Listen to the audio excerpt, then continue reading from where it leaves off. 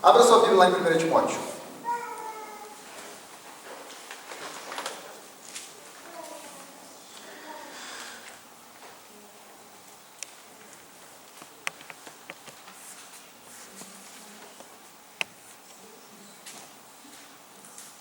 Põe aí, Samuel, pra gente, slide 28.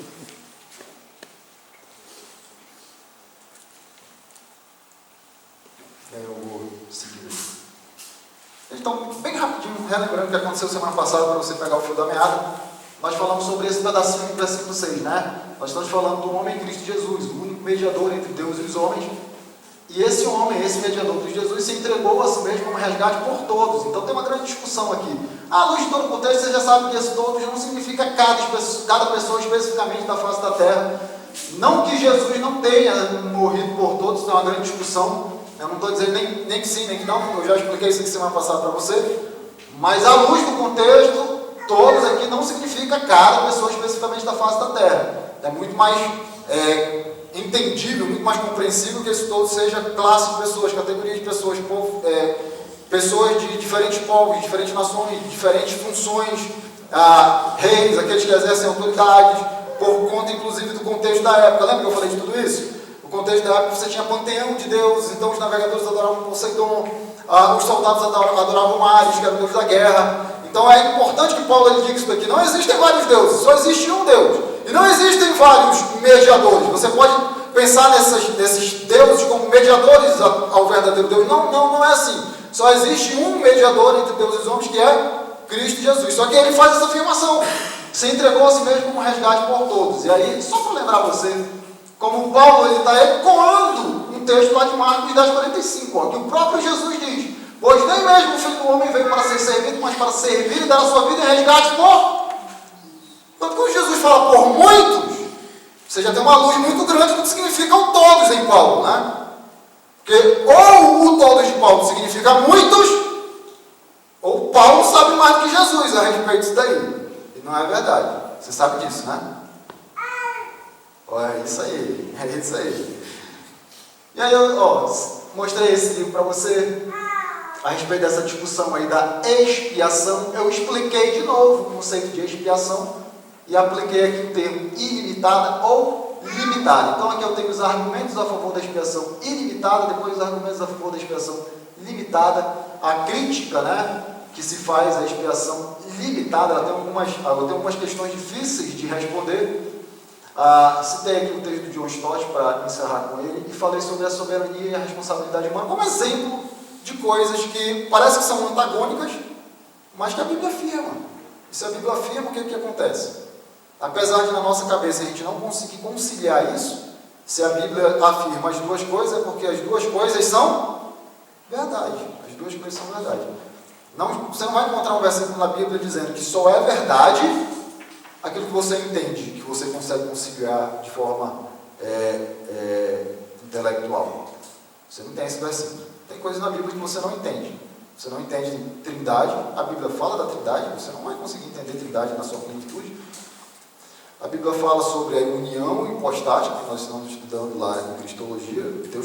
Jesus tem duas naturezas, né, humana e divina. Você não vai entender isso na sua plenitude, não tem como. A Bíblia fala de soberania e responsabilidade humana. Você não vai entender isso daí. E a Bíblia fala sobre o convite universal que é feito a todas as pessoas, apesar do fato de que nem todas as pessoas serão salvas, a gente sabe disso.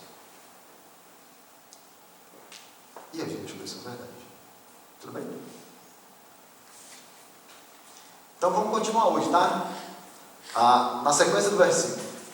Esse foi o testemunho dado em seu próprio tempo. Gente, eu vou tentar terminar esse versículo 7 hoje para a gente começar a partir do 8 da semana que vem. Então, algumas questões aqui sobre essa coisa do testemunho, né? Você vê Paulo desenvolvendo esse argumento, a gente já tem falado sobre isso há algumas semanas, por causa da complexidade de muitos assuntos que estão envolvidos aqui. E aí ele conclui esse versículo 6 dizendo: esse foi o testemunho dado em seu próprio tempo. Mas do que ele está falando afinal, né? E que tempo que é esse?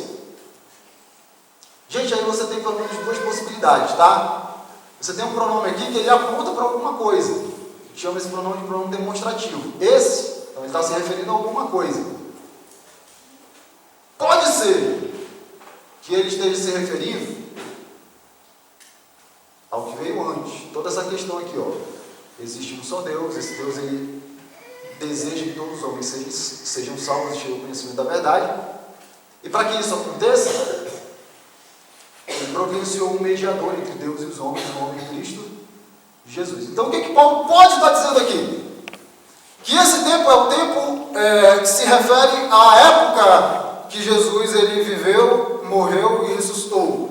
Então pode ser que Paulo esteja dizendo que a morte e ressurreição de Cristo é o testemunho, é a evidência, é a manifestação maior, é a manifestação plena do amor de Deus por nós. Você sabe disso, né? Qual que é a maior prova de que Deus nos ama? O fato de que ele entregou o próprio Filho numa cruz e permitiu que ele derramasse seu sangue para que nós tivéssemos salvação. Ele morreu para que nós tivéssemos vida. Então é indiscutível o amor de Deus. Não dá para discutir isso. Gente, você tem que entender e visualizar essas coisas. Tem gente que vai dizer assim, mas se Deus é amor, por que ele permite que catástrofes aconteçam? Por que ele permite violência? Por que ele permite o mal? Anulando a prova, a manifestação, a evidência maior do amor de Deus por nós, que é entregar o próprio Filho por nós. Essas outras coisas todas que se falam isso não é um resultado das ações de Deus. Não que ele não seja soberano sobre todas as coisas, tá? Ele é soberano sobre todas as coisas. Mas isso é um desdobramento do pecado. Não era para ser assim. Não era para ser assim. Por que é assim? Porque o ser humano, em desobediência a uma orientação de Deus, foi lá e permitiu que o pecado entrasse no mundo. Aí a gente faz a besteira e depois fica jogando a culpa em Deus, né?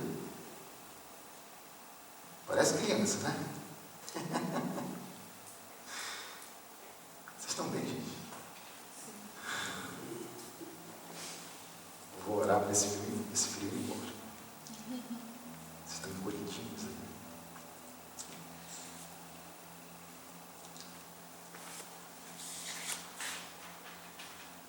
Prova máxima, manifestação plena do amor de Deus por nós, o fato de permitir que o homem em Cristo Jesus, Filho de Deus, se entregasse a si mesmo como resgate por todos.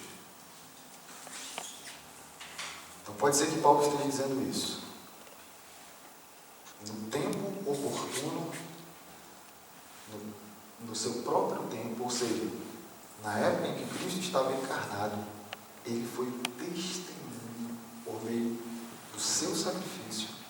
Ele foi o testemunho do amor de Deus por nós.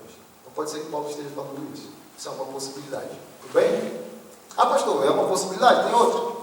Tem. Porque na sequência ele vai dizer isso aqui, ó. Para isso fui designado pregador de apóstolo, mestre da verdade, fé aos gentios. Então ele vai falar de pregação. Se você prestar bem atenção, vou já tratar esses termos aqui, mas bem rapidamente. Pregador faz o quê? Prega. Apóstolo, qual que é o significado de apóstolo? Você sabe disso, já falei disso daqui quando eu preguei lá em Gálatas capítulo 1. E quando eu preguei no versículo 1 de 1 Timóteo, eu falei de novo o que significa apóstolo. Apóstolo é uma pessoa comissionada, ela tem uma missão. Via de regra, essa missão ela tem a ver com uma mensagem. Via de regra é essa a missão do apóstolo. Ele vai proferir uma mensagem que não é dele. Ele é o comissionado. Alguém comissiona o apóstolo para que ele leve essa mensagem a outros. Então, mesma coisa, né? O pregador prega, apóstolo prega também. Né? Leva a mensagem. E mestre, ele vai usar aqui até o terceiro substantivo. Então, o que ele está falando no versículo 7? Ele está falando da propagação do evangelho indubitável nisso daí. Por que a gente sabe? Por causa das palavras que ele usa. Pregador, apóstolo e mestre. Ele está falando de propagação do evangelho. Não tem outra alternativa. Então, pode ser que ele esteja pensando nisso daqui, ó. Esse foi o testemunho dado em seu próprio tempo. No sentido de testemunho é pregação do evangelho. E qual é o tempo? Já não é mais o tempo em que Cristo estava conosco, mas o tempo em que pessoas são designadas pregadores e apóstolos e mestres para proclamar a verdade do evangelho. Então, pode ser que Paulo esteja pensando isso também. No tempo oportuno, no tempo próprio, esse testemunho ele foi dado. Por quem? Pelos pregadores, pelos apóstolos, pelos mestres, e na verdade por todos nós, gente. na verdade por todos nós. A Bíblia é muito clara quando ela nos orienta a propagar a palavra do Senhor. Então deu para entender? Pastor, como está certo? Não sei. Eu penso que não há aí não são autoexcludentes. Porque se o testemunho se refere ao sacrifício de Cristo como expressão do amor de Deus por nós, esse é o conteúdo do Evangelho. Então, se o testemunho é pregar o Evangelho, que é a segunda opção, vai ser meio que redundante, né? Porque qual lugar o Evangelho tem que ser pregado? Que Jesus morreu por nós. Então, se o testemunho se refere à morte, né, à vida, à obra e ao sacrifício de Cristo, ou se ele se refere à pregação do Evangelho, para mim, só redundante. Porque pregar o Evangelho é pregar que um dia Jesus se entregou, morreu, derramou o seu sangue por nós, como prova, como expressão máxima do amor de Deus por cada um de nós. Então, para entender? Então, essa discussão para mim é uma discussão, como é que eu posso dizer? Vocês entenderam? Às vezes é melhor não falar nada. Tudo bem? Vocês estão comigo? Então vamos lá. Aí ele vai para o versículo 7, ó. No versículo 7, alguns detalhezinhos. Gente, você tem que entender essas coisas aqui, ó. Para isso, de novo, ele está apontando para alguma coisa, né? Para isso o que, Paulo? Para isso o que? Se o testemunho é a pregação do Evangelho, então esse para isso pode se referir ao testemunho, tudo bem? Gente, vocês têm que, ó, como você vai amarrando as coisas. Se esse testemunho é uma referência à pregação do Evangelho, então, para isso, ou seja, para pregar o Evangelho, deu para entender? Então, o que significa o para isso? Para pregar o Evangelho, fui designado pregador. Gente, isso daqui é muito legal. Eu vou trabalhar pregador e mestre aqui juntos, depois a gente trabalha apóstolo. No caso, apóstolo, né? Singular. Se você for lá em Efésios, capítulo 4, estou pensando aqui nesse texto agora, quando ele fala dos dons espirituais, aí ele fala, né? Apóstolos, e lá no finalzinho ele diz assim, pastores e mestres. Pastores e mestres. Então, eu sou de uma opinião que esse E é uma conjunção aditiva. Não é pastores e também mestres, como se fossem dois grupos separados. O que ele está dizendo é que o pastor necessariamente tem que ser mestre. Aqui ele vai dizer de novo. Lembre que Efésios foi escrito por Paulo. E 1 Timóteo foi escrito por Paulo. Então não está longe. Aqui ele não fala pastor, ele fala pregador. E ele fala mestre. Então, eu vou mostrar duas coisas para você aqui. Uma, você está em 1 Timóteo aí? Quem está com a minha Bíblia? Foi o Henrique que respondeu? Sumiu mesmo. Olha aí. Vocês estão em 1 Timóteo?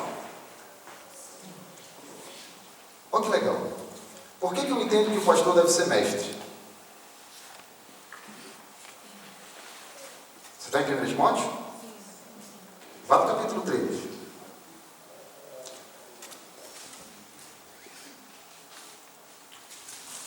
Chegou no capítulo 3? Então veja comigo o versículo 2. Quando Paulo está dizendo a respeito dos pastores, que ele diz aqui as qualificações pastorais, você tem uma lista aqui de critérios que o pastor precisa preencher, né, para ser pastor, que uma pessoa precisa preencher para ser pastor. Então ele vai dizer no versículo 2 assim, ó, é o início das qualificações, né, é o início desses critérios, está no versículo 2. Ele vai dizer assim, é necessário, pois, que o bispo, o pastor, seja irrepreensível. Eu não vou explicar cada um desses detalhes não, tá, gente? A gente vai chegar lá no capítulo 3. Então, só para mostrar uma coisa para você. O bispo seja irrepreensível, marido de uma só mulher, moderado, sensato, respeitável, hospitaleiro e apto para ensinar. Então, o pastor necessariamente deve ser mestre. Por quê? Porque o pastor precisa preencher o critério do ensino, que precisa preencher. Quem está dizendo isso? Paulo. Paulo está dizendo. Gente, faça uma lista, pegue esse capítulo 3 de 1 Timóteo, pegue o capítulo 1 de Tito, e faça uma lista desses critérios, porque Paulo vai repetir uma lista lá. Você vai perceber que pelo menos 80% desses critérios, eles são critérios de caráter. Eles não são qualidades, né? Não são habilidades, não são aptidões que você tem que ter. Paulo não diz que você tem que ser eloquente, ele não diz que você tem que ter uma boa oratória, não diz que você tem que ser bonito, não fala nada disso, né? Senão não poderia ser pastor. Esse cabelo. 80% das qualificações, elas são de caráter. Tem mais ou menos 20 e pouquinhas qualificações. Então 20% vai dar aí mais ou menos 4, né? 4 ponto alguma coisa de qualificações que não são de caráter, que são de aptidão. Gente, desses 20% vai dar aí umas 4 qualificações. Depois você faz essa conta direitinho, tá? Não estou falando aqui de cabeça, faz tempo que eu fiz esse exercício. Apto para ensinar é uma dessas qualificações de aptidão. É importante ou não é? Gente, isso é tão importante. Você está no capítulo 3? Vai para o capítulo 5.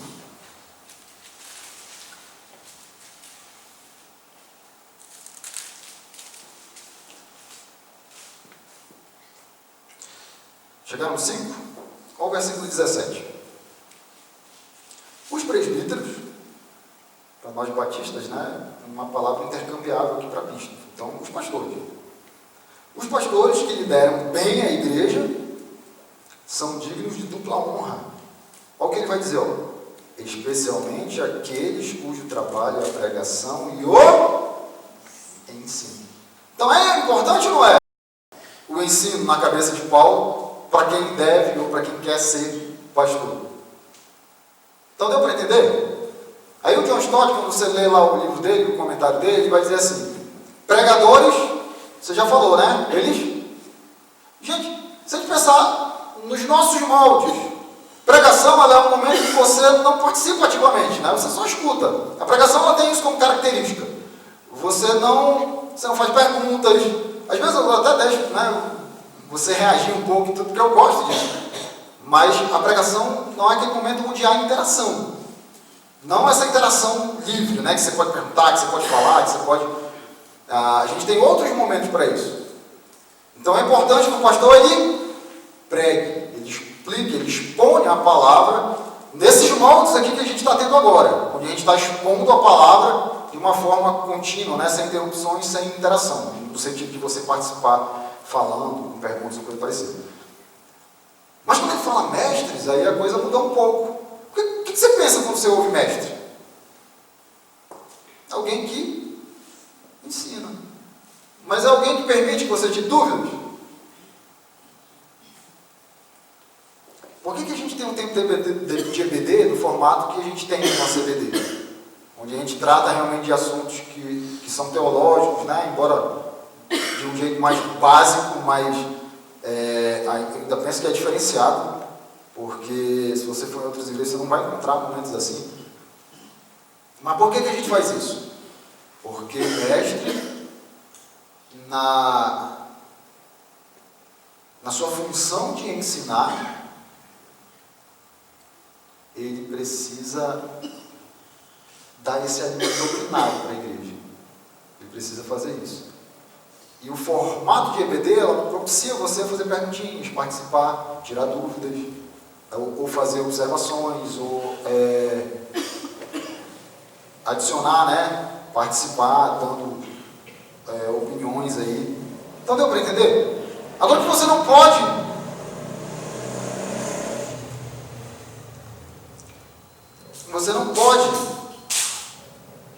desvincular uma coisa da outra, tá bom?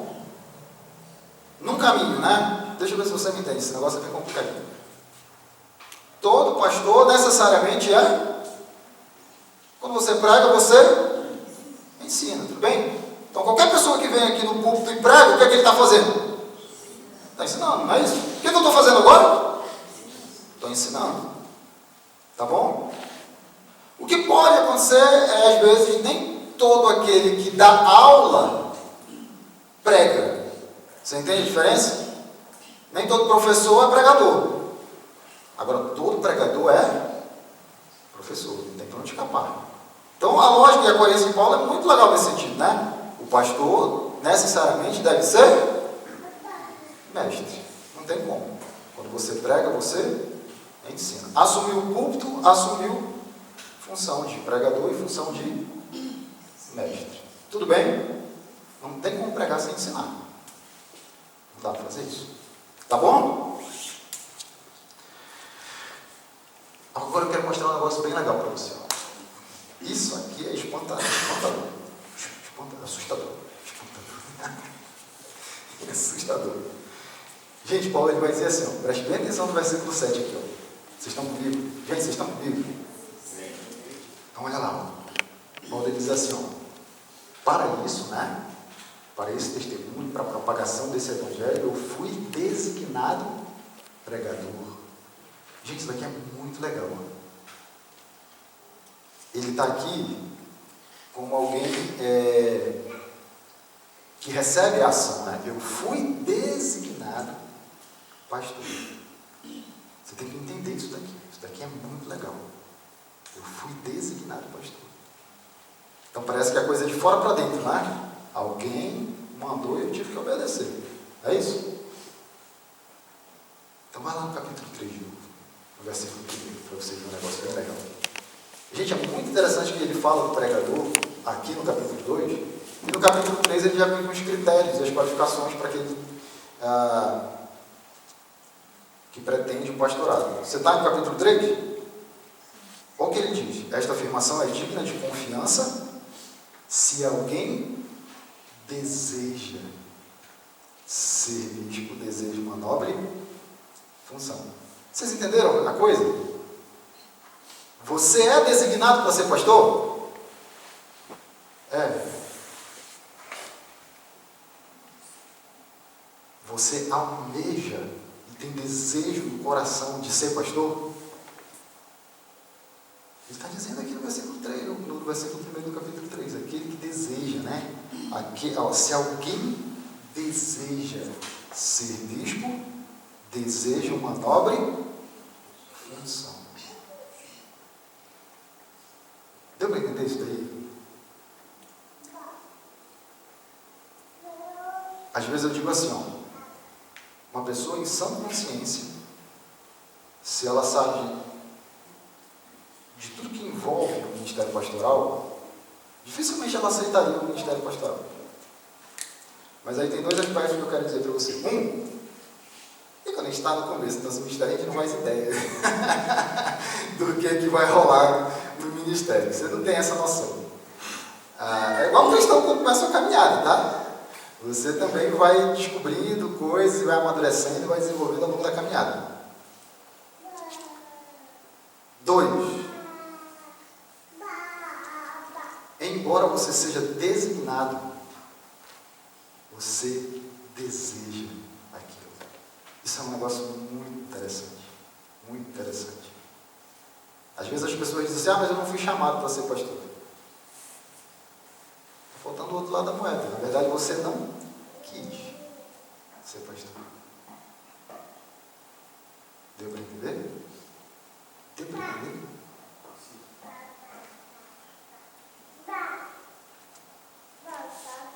E apóstolo, gente? Você está com o 1 Timóteo aberto aí? Ele foi designado para ser apóstolo, você sabe disso. Por quê? Porque no versículo 1 do capítulo 1 ele já falou isso. Dá uma olhadinha lá. 1 Timóteo 1. Paulo, apóstolo de Cristo Jesus. Ele vai dizer por quem, né? Quem que designou ele como apóstolo? Por ordem de Deus, nosso Salvador. Tem mais aí, gente, envolvida nesse processo? E de Cristo Jesus, a nossa esperança. Por que é importante dizer isso daqui, gente? Eu já falei sobre essa questão de ser apóstolo. Pode ter apóstolo hoje, pensando no termo técnico, pensando que a palavra apóstolo, tecnicamente, ela é usada para aquele grupo de 12 pessoas que caminharam de forma mais estreita com Jesus Cristo. Esse é o termo técnico. O termo comum, o termo normal, o termo natural, eu acabei de falar, né? Apóstolo significa comissionado, mensageiro. Então, se você falar assim que o Henrique ele vai ser meu apóstolo, porque eu vou dar uma missão para ele, e ele tem que, chegando lá em Tupi, repassar uma mensagem lá para alguma pessoa lá, pode usar assim, de jeito normal? Pode. Por que a gente não usa? Para não haver confusão. Por quê? Porque com o tempo o apóstolo virou um termo técnico para se referir a um grupo de 12 pessoas. Tudo bem? Então, na hora que eu digo que eu sou um apóstolo, eu não sei. Se eu falar que eu sou apóstolo, você não sabe se eu estou falando isso no sentido natural da palavra, ou se eu estou querendo, né, arrogar para mim um status que nem de longe eu tenho. Nem de longe, porque um dos critérios para ser apóstolo é ter aprendido com o próprio Jesus. Eu aprendo muito na Bíblia, mas Jesus ainda não sentou no meu sofá e deu aula, não. Eu queria, mas isso não aconteceu. Paulo teve isso, ele diz que ele é um apóstolo fora do tempo. Eu já expliquei lá em Gálatas. Ele não teve junto com os 12, mas fora do tempo ele teve. Como é que ele se converteu? Jesus não apareceu para ele? Então isso é uma evidência de que ele aprendeu com Jesus. E em Gálatas ele vai falar, né, que o evangelho que ele aprendeu não veio de homens e nem tampouco por meio de tradição, ou não foi processo, né, intelectual dele, mas veio do próprio Cristo. Ele fala isso no capítulo 1 de Gálatas. Eu preguei esse texto aqui já. Então ele está dando evidências de que ele tinha tempo com Jesus para aprender determinadas coisas, que não foi repassada a ele por meio de homens. Tudo bem? Tudo bem? Gente, tem um critério. Deixa eu só mostrar um exemplo para você. Abre sua Bíblia em Atos 14, 14. Você vai ver aí que, acho que Barnabé é chamado de apóstolo.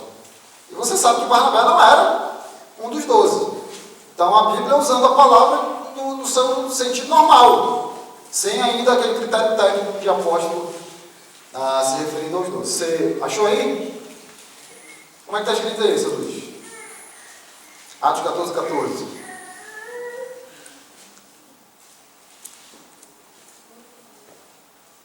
Ouvindo isso, os apóstolos Barnabé e Paulo. Tá bom. Ouvindo isso, os apóstolos Barnabé e Paulo. Barnabé era apóstolo, pensando no sentido técnico da palavra? Não era. Então você ainda tinha no Novo Testamento um uso no sentido normal da palavra. Deu para entender isso daí? Gente, os apóstolos, quando eu preguei, quando eu ensinei bibliologia aqui na nossa igreja, eu mostrei que um dos critérios para que o texto ele fosse reconhecido, para que a canonicidade do texto fosse reconhecida, um dos critérios era a autoria profética ou apostólica. Você percebe a implicação disso? Se eu digo que existe apóstolo hoje, eu estou abrindo uma brecha muito grande para dizer que alguém pode receber revelação de Deus, né? Escrever essa revelação e dizer que aquilo é palavra de Deus no mesmo nível de Bíblia. Você entende isso? Você entende por que não existe a menor possibilidade de alguém ser apóstolo hoje? Não existe. Porque os apóstolos eles eram autorizados a trazer revelação divina. Se eu digo que tem um apóstolo nesse sentido hoje, eu estou dizendo que ele pode trazer revelação de Deus para nós.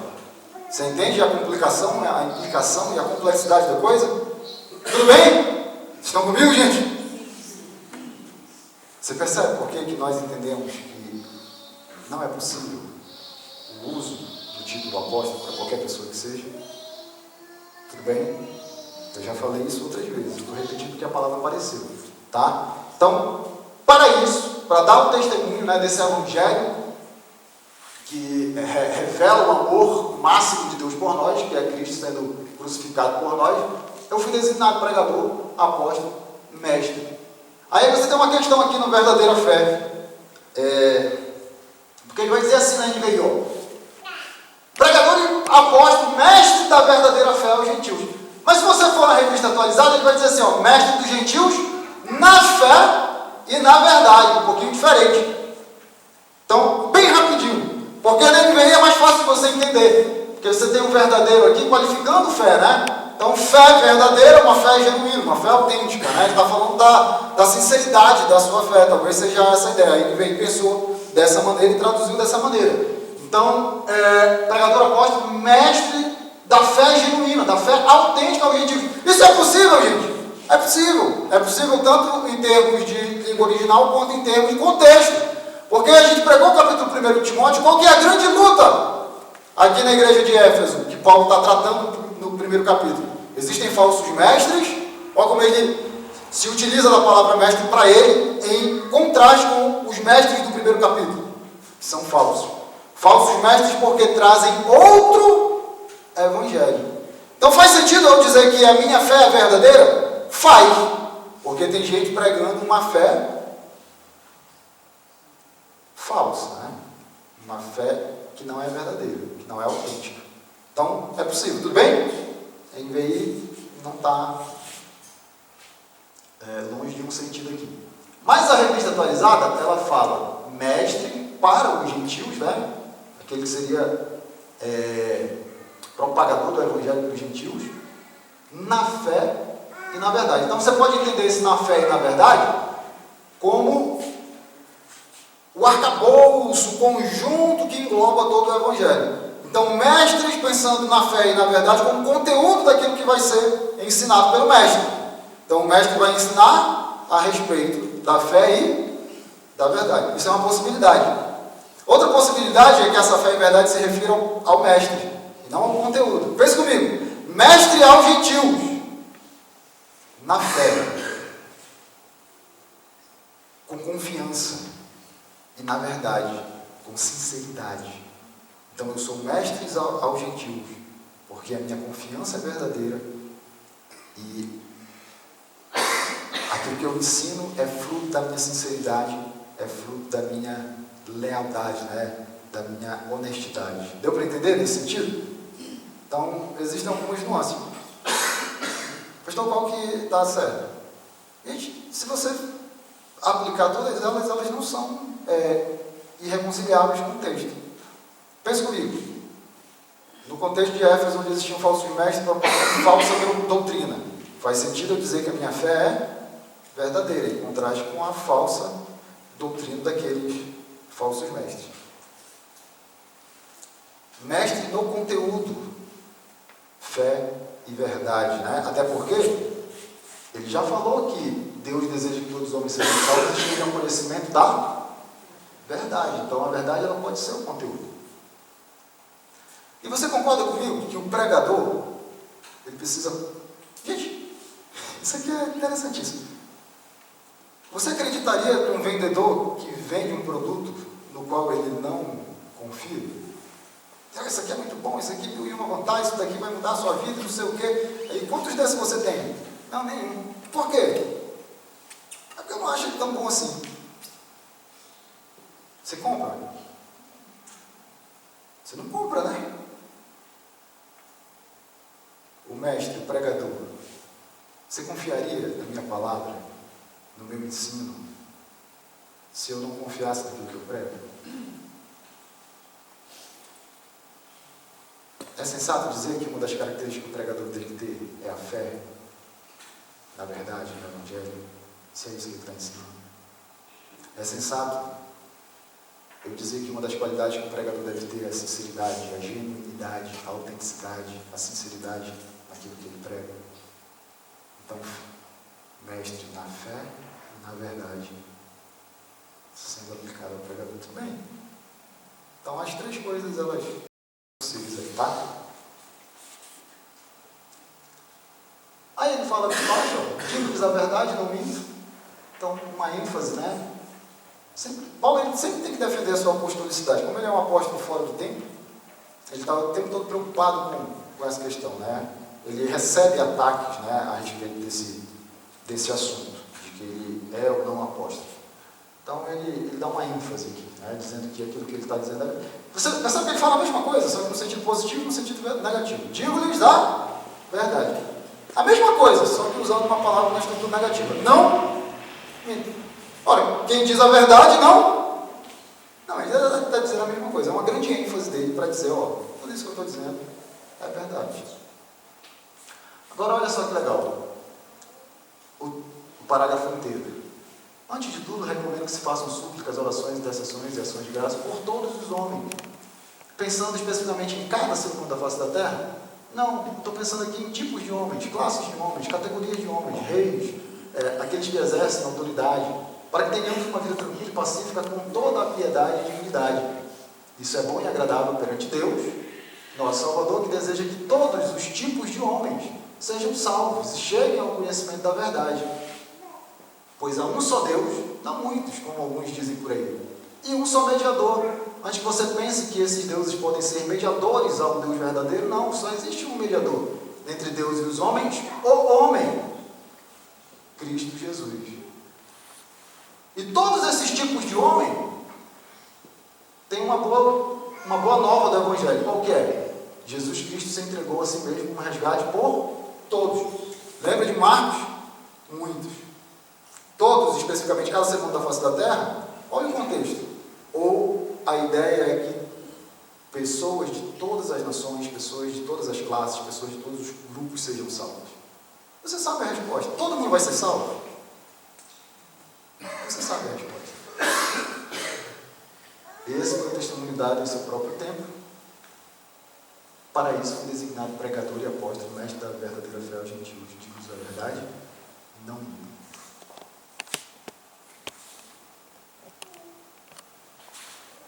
Um só Deus para todo tipo de homem. Não interessa se você é rei, se você é súdito, se você é navegador, marinheiro, ou se você é soldado, se você é um guerreiro. Um mediador para todos os tipos de homem. Para esse testemunho, é que eu fui designado pregador e apóstolo, mestre da verdadeira fé aos gentios. Gente, para que a gente tem que pregar o Evangelho segundo esse texto? Homens de todas as nações, de todos os povos, de todas as raças, de todos os níveis, de todas as classes sociais, de todas as categorias, de todos os tipos. Embora eu acredito na eleição. Você sabe quem é eleito? Gente, uma coisa não anula a outra. Você tem que entender essas coisas na sua cabeça. Deus ordena que eu pregue o Evangelho a todos os tipos de pessoas, todos os tipos de homens. Independente de ele ensinar na palavra dele, conforme aquilo que eu acredito na eleição. O fato de eu acreditar na eleição não me autoriza a desobedecer uma ordem expressa de Deus de propagar o Evangelho a todos os tipos de pessoas. Você tem que aprender a conciliar essas coisas. Senão a sua cabeça vai dar tilt aí, vai dar crise. Vai dar crise. Igreja Batista Vida em Cristo. Para quem que nós devemos pregar o Evangelho? Para todos os tipos de pessoas. Deu para entender a mensagem? Vamos fazer isso, gente. Vamos cumprir com o nosso papel. A salvação ela não depende de você. Mas Deus deu o privilégio da propagação do Evangelho para você. Não desperdice esse privilégio. Amém? Vamos orar? Deus, obrigado, Pai, pela tua palavra.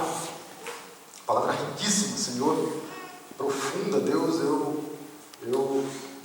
como pastor, como aquele que tem a missão, né, de ensinar, eu fico cada vez mais impressionado, Pai, com a profundidade da tua palavra, Senhor. Que a tua mensagem, Deus, ela encontre lugar profundo no nosso coração, Pai. Que a gente entenda, Deus, que a tua palavra deve ser pregada a todos os tipos de pessoas, Pai, a todos os tipos de homens, Senhor. Que não haja na nossa mente acepção de pessoas nesse sentido, Deus. A nossa responsabilidade, a nossa missão, o nosso compromisso é propagar o teu Evangelho, Pai. Nesse sentido, eu te peço, Deus, que o Senhor nos dê a tua direção, a tua bênção, que o Senhor nos auxilie, que o Senhor, Deus, nos conduza nessa missão, Pai. Para que a Igreja Batista Vida em Cristo ela possa ser uma igreja que propaga, que prega o Evangelho da salvação. Esse é o meu desejo, meu pedido e minha oração, em nome de Cristo Jesus, Pai. Amém, Senhor. Que Deus a todos abençoe. Uma ótima semana para cada um de vocês.